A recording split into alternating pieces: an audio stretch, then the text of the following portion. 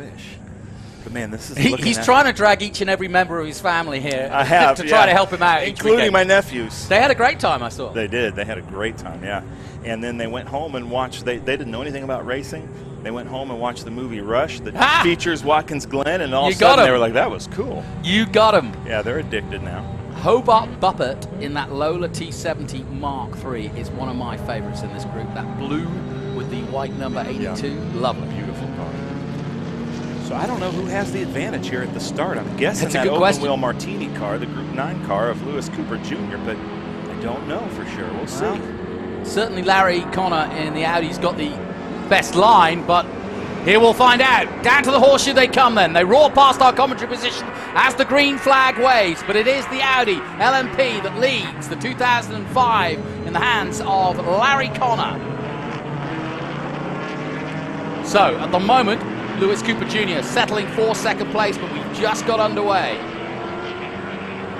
In third place, I think it's the Ligier. Yeah, Clayton Ely in that Group 11. So this is a mixed group here up front, especially with Hobie Buppert there in that 1969 Lola T70. You know, you're watching the cars go in front of you, but he's in a 1969. He doesn't have the brakes. He doesn't have the steering technology and the downforce that some of these cars have.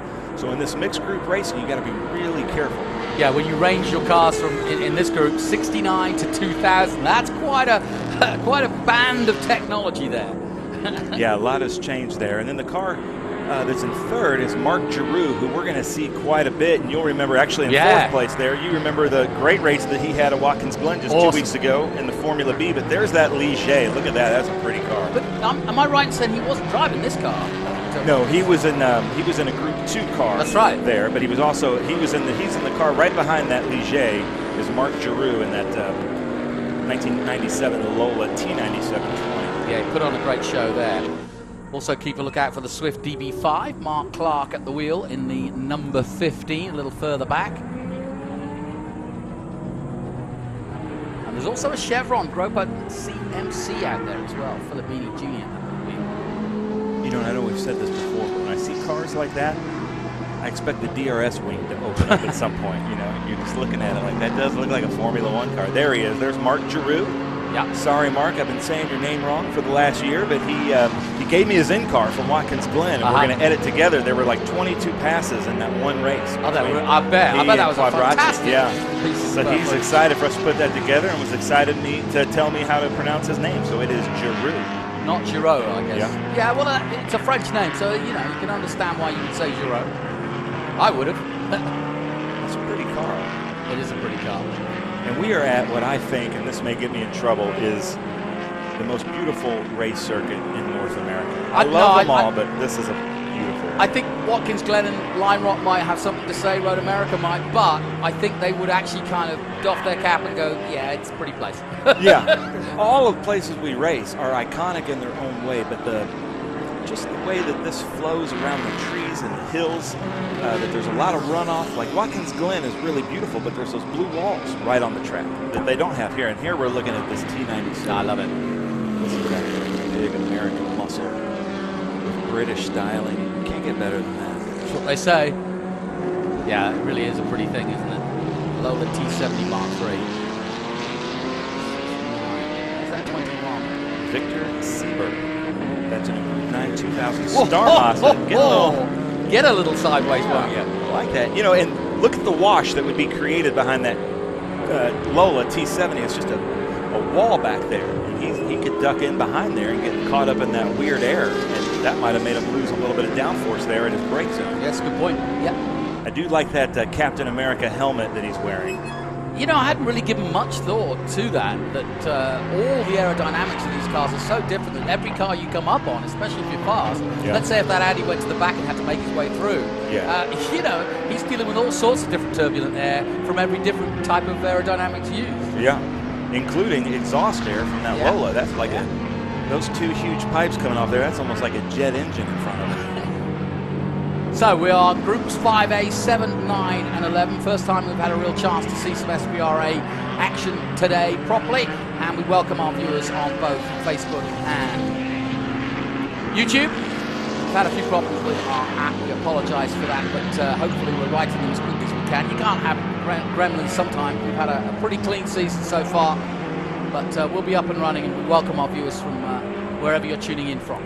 Thomas Kane there in the Group 5 HS2, 1984 Taiga SC84. And I have been told by the authorities that it is Taiga and not Tiga. Yep. That's interesting, because I always thought Tiga.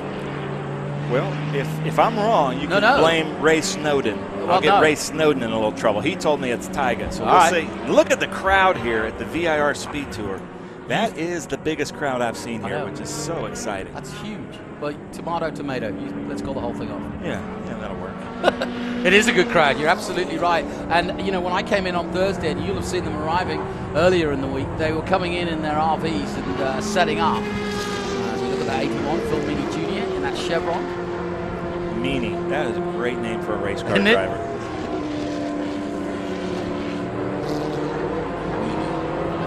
Chevron. Europa CMC 1970. Beautiful lines on that car. Yeah, it looks compact, doesn't it? It looks as though it would be a fun drive. Yeah. That looks like something that your boy Brian Redman would have driven. Oh, absolutely. Chevron and Lolos were his bread and butter, without a doubt. The whole rear end of that car seems to be tire. Yeah. You know? Yeah, you don't know what the size of tire is hiding underneath there. That was Philip Meany Jr. Here come the leaders. And this is a race. Even though the Audi out front is a Group 11 car in 2005, Audi R8 LMP, and this car here is a Panos DP01 from 2007. Once you're on track and you're racing for overall. You don't care about class. You're racing yourself, and you're racing the track, and you're racing the guys that are against you. But here, right there, is where you could really get caught up in a weird wash. You know, that open wheel right there of Louis Cooper Jr. probably doesn't race cars like that too often. So probably, see, he's trying to duck right behind him, try to draft him. Larry Connor tried to move out, and we could have a race like we did at Watkins Glen. Look at this. They come up the hill, the hard braking zone. And there is that Ford GT, the Mad Croc. That's great, isn't it? Great coloring. Michael Lang, Group 11 GTP3, 2009 Ford GT3. Beautiful car. But there is our new leader, Louis Cooper Jr. He used that DRS zone pretty well there, didn't he? Well, I mean, although one is very much a single-seater car and the other very much a prototype, they were designed to do the same thing, just in different ways. Yeah. And there's Mark Clark there in that Porsche liveried S2000. Really love the, or what we call here in the NASCAR country, paint scheme. Really love the paint scheme on Mark Clark's car there, that number 15. And that Swift DB5, here it is, making his way and trying to stay up with that Ford. Now, I know the Porsche fans out there are like, I know the livery of that. Tell me, I can't remember what famous Porsche had that livery or paint scheme. So leave us some comments on YouTube. Tell us what kind, which car that livery came from, Porsche's history. Because Eric Joyner from Good Boy Bob Coffee Roasters with Trans Am had a coffee bag to that livery. So Mark Clark at Lime Rock went over and bought that coffee bag from him. He's like, yeah, that's my car. Different numbers, but same livery. Swiss colors, that could be Swiss flag colors. Or it might be the Coca-Cola. Could be. Doubt it. Thomas Kane back in that Taiga. SC84 Taiga. 1984. But like I said, we got cars from, what, 69 to 2000 with that Star Master car. This 52 is an 84.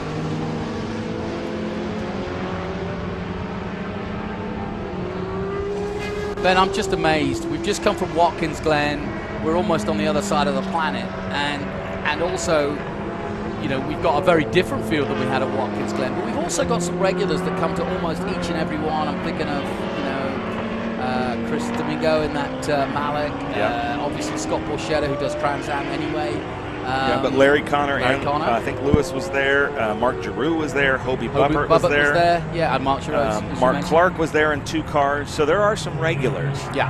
And we love that because we basically, on average, we spend a week a month at different tracks. So we become just a huge vintage racing family. And look at the tracking of that car. It looks like a slot car out there. That was nice. Nicely shot through the trees there. Good work.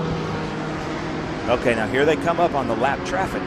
So this is kind of a chess game because you want to make sure that the drivers see you. In vintage racing, it is up to the passing driver to make a safe pass. Yeah. It is up to the car that is being passed to hold his line, you don't have to move over for the other car. It is up to the passing car to do that. And we ask that if you are going to do something and let the car by, point them by, point to the direction that you want them to pass you in. Yeah, and with so many different types of car and differentiations of speed, it's hard for the marshals to work out necessarily who's leading, who's not, who's fighting, who's not. And so, like you say, you do leave it up to the drivers to a certain extent.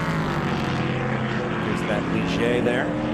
Hope we're saying his name right. Clayton Ely, Group 11 car, 2018 Ligier. And this weekend we're honoring Ligier. You did a great fan walk there honoring Ligier. Explain that a little bit. Yeah, I was going to say, well, Max Crawford, of course, the CEO of Ligier North America. Ligier, a French company, and better known, obviously, for their Le Mans runs, but have a huge presence and had a huge presence.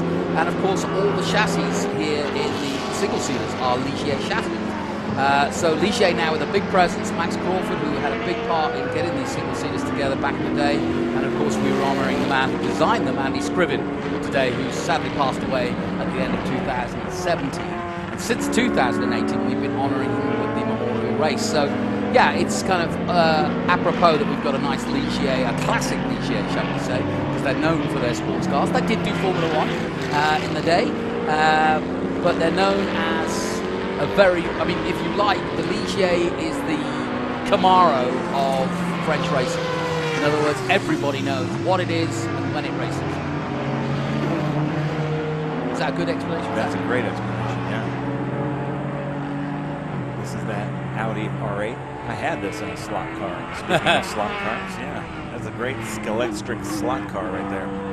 Well, I was very lucky to see, back in the days of McNish, it race at Le Mans in the diesel format. This was the carbureted, this is the carbureted one, but they ran diesel, which were all silent. And it was quite bizarre to watch them at Le Mans, going down the Mulsanne Straight, almost in mere silence. And yet you could feel the thunder of the air and the speed they were going. But it just looked odd because they weren't roaring through the woods. Uh-oh, what's on his roll bar? You see that? It's not a camera. Something? It's not one of your cameras anymore. It isn't, yeah. No, it looks like maybe some tape came unwound there, or maybe there was a camera there. I was about to say, could be that, yeah, it's untethered. Now, RC, if you're watching this from race control, I don't think that's something we need to blind flag anybody about, but it's a curiosity. Well, our camera picked it up nicely. Yeah. It's the 09 of Bob, let's say, Wellis? Sorry, Bob. Yeah, well, that sounds right. I'm going to find you tonight, Bob, and ask you your pronunciation of your name. Well, you wouldn't want to go racing with a name like Bob Wheelless.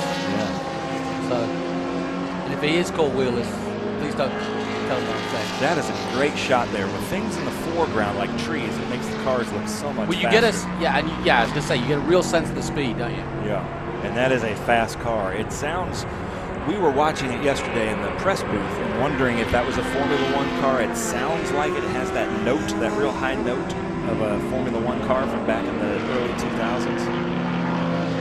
So again, if you're on YouTube, leave us a comment on where that car, what series that car would have raced, because we're not experts on every group of car, but we know out there were some. And we got an expert joining us. Let's hear from John Phippen. He knows about these Formula cars. I don't know that I'm an expert, but that Pano's DP02 was an Indy car. Yes, it was. Yes. I was going to jump at that, but exactly. I didn't. It was an Indy car, not with that engine, I might add, but it was an Indy car. This owner has put a Judd V10 in the back of that. John Judd, of course, supplying engines for Formula One. So it's a V10, normally aspirated, and that's why it makes that. I wish the modern Formula One cars still made that note. Lord, yes, I do too. Yeah, I think a lot of F1 fans would agree with us on that. But thank you, that's good expertise. John, what's your pick out there? We picked ours. Well, I like that Pano's. Just to hear it go by raises the hair on the back of my neck, and for me, that's a sentimental favorite because I was certainly I came up in Formula One back when the the old Ford DFV was right. the de facto engine in every one of the cars. And Is that the Cosworth? The Cosworth, Yeah. absolutely, yeah.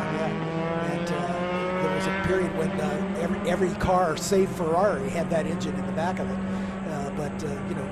Times have changed, and we went through the V10 era, the V12 era, the V8 era, and now we're with the hybrid V6s, some of the most sophisticated power plants on the planet, but they don't make that wonderful noise anymore. And look at that difference there, 2007 passing 1969. And we were talking about the different wash, like coming up behind that Lola at speed, the wash that he would get, it's probably not anything that Indy cars would create. Yeah, exactly right.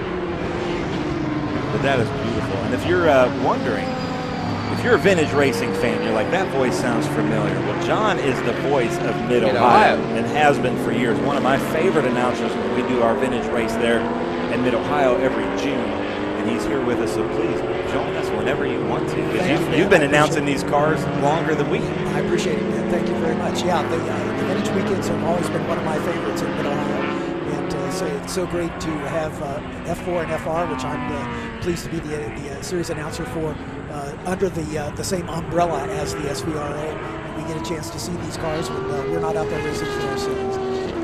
You know, John, just a shout out as we look at a single-seater, how like you say, I get as excited as you do to be part of these young men's lives going up the ladder, and to see Kyle Kirkwood, for example, now really creating the headlines for Andretti in Indy Lights, but so many others that have done so well. You know, I was talking to JJ O'Malley, who does the press for Jack Crawford, currently in FIA F3. Another American on their way up, Cameron Dass, came through our ranks here. So, you know, the ladder is there, is existing, and I think Honda's investment has given a new lease on life for single-seater in American racing. Oh yeah, absolutely. You know, taking nothing away from the road to Indy, there have been some changes there, as it was just announced that Penske is taking over the sponsorship, or the running, shall we say, of the Indy Lights series moving forward.